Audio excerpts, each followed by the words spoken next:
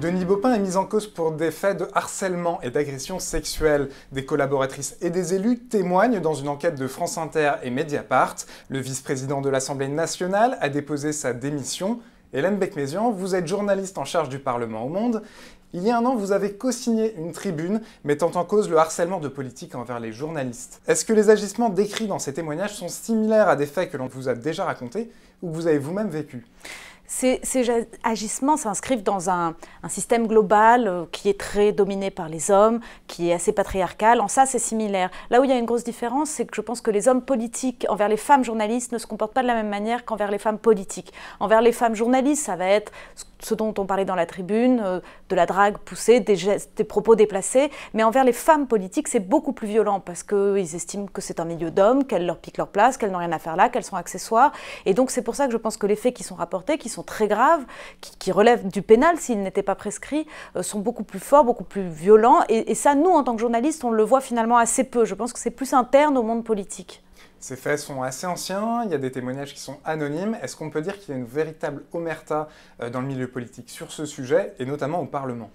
Oui, je pense qu'on peut parler d'omerta, on peut parler de tabou. À l'Assemblée, au Sénat, il y a cette particularité qui bientôt, qui on espère ne le sera plus, qui fait qu'il n'y a qu'un quart du corps législatif qui est composé de femmes. Donc les femmes sont minoritaires à l'Assemblée. Les femmes ayant subi des violences sont minoritaires dans la minorité. Donc c'est très difficile pour elles d'en parler. Ces femmes veulent faire carrière.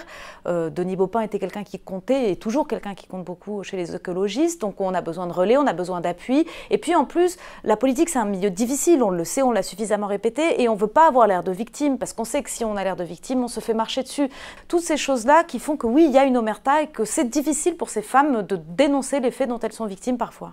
Donc il y a une omerta, mais les choses changent un peu quand même. On le voit dans la réactivité du président de l'Assemblée. Claude Barthelone a demandé dans la matinée la démission de Denis Baupin. Est-ce que pour vous, c'est signe que les choses vont dans le bon sens ?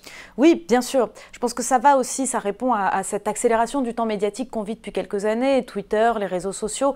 Pour parler très concrètement, moi, Claude Barthelone, n'arrivant pas à le joindre par téléphone, je l'ai interpellé sur Twitter en lui demandant s'il comptait réagir.